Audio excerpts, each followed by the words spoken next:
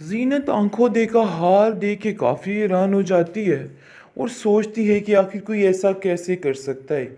लेकिन उसको फिर समझ आ जाती है कि आखिर सितारा बेगम है क्या चीज़, क्योंकि अपनी आंखों से सारे माजरे देख लेती है। आप देखेंगे कि घर में जहांगीर का ये वाला रवैया देख के अपनी बेटी के साथ वो काफ़ी ज़्यादा परेशान हो जाती है। उसको कुछ समझ नहीं आती।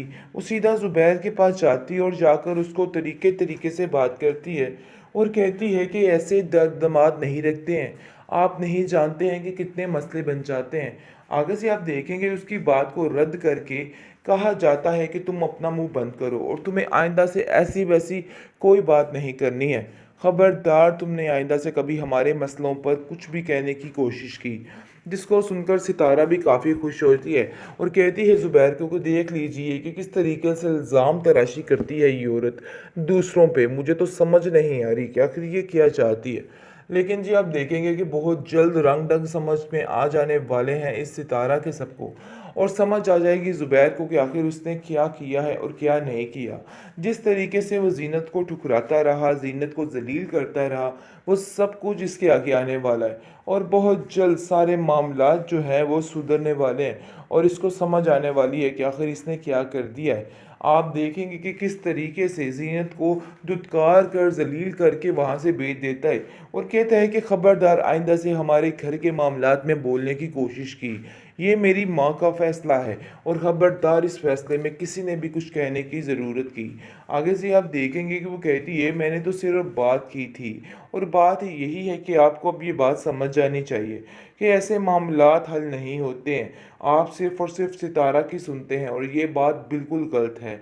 मैं इतना भी हक़ नहीं रखती कि अपने बच्चों की इज़्ज़त की खातिर कुछ बोल सकूँ। जिस पर आप देखेंगे कि सितारा कहती है कि तुम्हें कुछ भी बोलने की ज़रूरत नहीं है। ज़ुबैर खुद समझदार हैं और खुद सारा कुछ हैंडल कर लेंगे।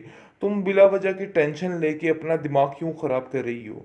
तुम सिर्फ़ और सिर्फ़ घर के कामों पे अपना ध्यान लगाओ, क्योंकि तुम्हारा और कहीं भी ध्यान नहीं होना चाहिए। और ये बात अच्छे तरीके से इस किस्म की कोई भी फ़ज़ूल बात करने की ज़रूरत नहीं है मुझसे, और ना ही ज़ीनत की बातों में आके कुछ भी कहने की ज़रूरत है। लेकिन ज़ीनत अभी नहीं जानती है कि उसकी बेटी के साथ ही क्या तमाशा किया जा रहा है और ये जहांगीर इस हद तक गिर गया है कि कुछ भी करने को तैयार है। वो सितारा के साथ ये देख के काफ़ी हैरान है और सितारा को मना भी करती है। कहती, सितारा, तुम जो कुछ कर रही हो ना, वो सरासर गलत है। मैं तुम्हें बार बार समझाने की कोशिश कर रही हूँ कि इस तरह की हरकतें करके सिर्फ अपने आप को नुकसान पहुँचाओगी, इसके अलावा और कुछ भी नहीं करोगी। लेकिन ये दूसरी तरफ शादी करने की तैयारी में है असलम भी, और वो भी बहुत बेचैन और उतावला हो चुका है और बार-बार आकर ज़ुबैर को कहता है कि ज़ुबैर भाई, मेरी दूसरी शादी करवा दीजिए। मुझे ऐसा लगता है कि मुझे यहाँ पे सुकून नहीं मिलने वाला। आप देखिए ना अपनी ज़िंदगी में किस कदर खुश हैं और मुझे कभी देखिए कि मैं अपनी ज़िंदगी में कितना उदास हूँ। न जाने क्या-क्या बर्दाश्त करना पड़ता है मुझे, क्या-क्या देखना पड़ता है। अगर आप ये देखें तो आपको अंदाज़ा हो कि आखिर क्या से क्या हो रहा है। जिसको सुनकर आप देखेंगे कि वो असलम को कहता है कि अरे भाई, देखता हूँ, बहुत जल्द तुम्हारे भी सारे मसले हल करता हूँ, इसलिए बिल्कुल भी परेशान मत हो, सब कुछ ठीक हो जाएगा। आगे से आप देखेंगे कि ज़ुबैर इसको काफ़ी तसल्ली देता है। लेकिन जैसे ही घर आता है, घर का माहौल बिगड़ा तिगड़ा होता है।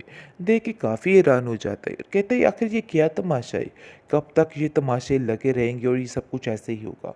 मुझे तो कुछ समझ नहीं आ रही। आप लोगों को सितारा को एक्सेप्ट करना ही होगा, क्योंकि सितारा को एक्सेप्ट किए बगैर आप लोगों को कुछ भी नहीं हासिल होगा। अगर आप लोग उसको एक्सेप्ट करते हैं तो आपके हाथ में सब कुछ आ सकता है, अदरवाइज़ ऐसा कुछ भी नहीं है। ये बात मैं आप लोगों को बार-बार समझाने की कोशिश करता जा रहा हूँ।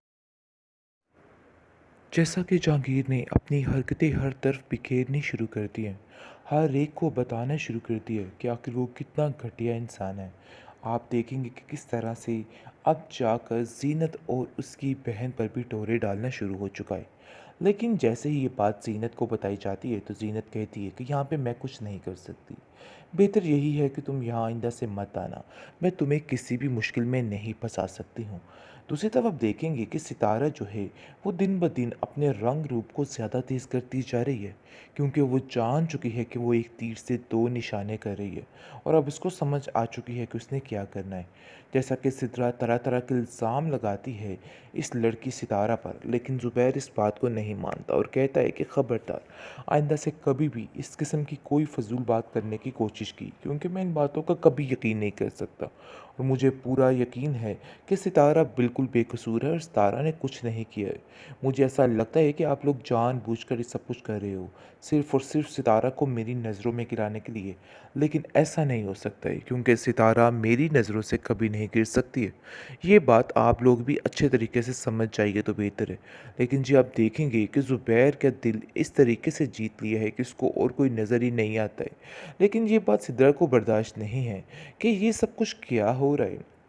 आप देखेंगे कि वो ज़ीनत को कहती है कि अरे आप ही कुछ आगे होके कर लीजिए करें।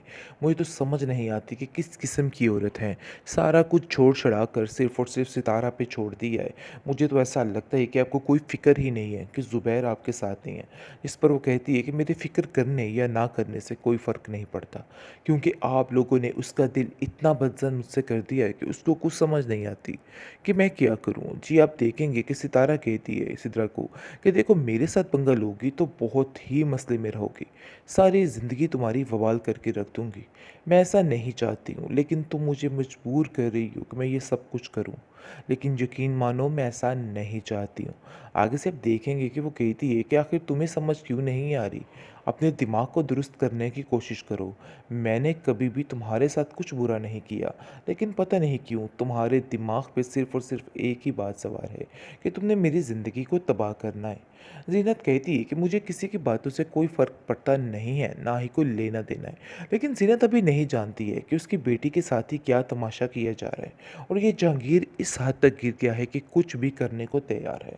वो सितारा के साथ ये देख के काफ़ी हैरान है और सितारा को मना भी करती है।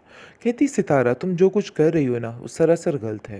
मैं तुम्हें बार-बार समझाने की कोशिश कर रही हूँ कि इस तरह की हरकतें करके सिर्फ़ अपने आप को नुकसान पहुँचाओगी। इसके अलावा और कुछ भी नहीं करोगी। लेकिन ये दूसरी तरफ शादी करने की तैयारी में है असलम भी, और वो भी बहुत बेचैन और उतावला हो चुका है और बार-बार आकर ज़ुबैर को कहता है कि ज़ुबैर भाई मेरी दूसरी शादी करवा दीजिए। मुझे ऐसा लगता है कि मुझे यहाँ पे सुकून नहीं मिलने वाला। आप देखिए ना अपनी ज़िंदगी में किस कदर खुश हैं और मुझे कभी देखिए कि मैं अपनी ज़िंदगी में कितना उदास हूँ। न जाने क्या-क्या बर्दाश्त करना पड़ता है मुझे, क्या-क्या देखना पड़ता है। अगर आप ये देखें तो आपको अंदाज़ा हो कि आखिर क्या से क्या हो रहा है। जिसको सुनकर आप देखेंगे कि वो असलम को कहता है कि अरे भाई देखता हूँ, बहुत जल्द तुम्हारे भी सारे मसले हल करता हूँ, इसलिए बिल्कुल भी परेशान मत हो, सब कुछ ठीक हो जाएगा। आगे से आप देखेंगे कि ज़ुबैर इसको काफ़ी तसल्ली देता है। लेकिन जैसे ही घर आता है घर का माहौल बिगड़ा-तिगड़ा होता है। देख के काफ़ी हैरान हो जाता है। कहता है आखिर ये क्या तमाशा है? कब तक ये तमाशे लगे रहेंगे और ये सब कुछ ऐसे ही होगा? मुझे तो कुछ समझ नहीं आ रही। आप लोगों को सितारा को एक्सेप्ट करना ही होगा, क्योंकि सितारा को एक्सेप्ट किए बगैर आप लोगों को कुछ भी नहीं हासिल होगा। अगर आप लोग उसको एक्सेप्ट करते हैं तो आपके हाथ में सब कुछ आ सकता है, अदरवाइज़ ऐसा कुछ भी नहीं है। ये बात मैं आप लोगों को बार-बार